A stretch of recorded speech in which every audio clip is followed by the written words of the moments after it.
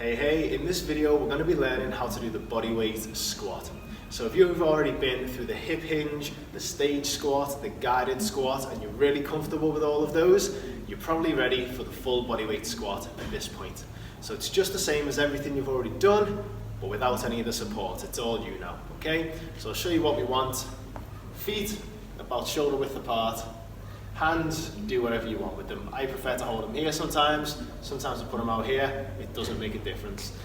What we're going to do, stick your bum out a little bit and just drop that down, bend the knees and the hips as low as you can get. Keep the knees out nice and wide and then push back up through the heels. Show you again.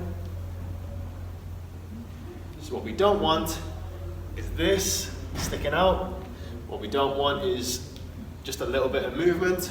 Want to get as low as we can, using that full range, keeping the knees out. We don't want this to happen as we come up. Okay, so knees out, we'll do a few.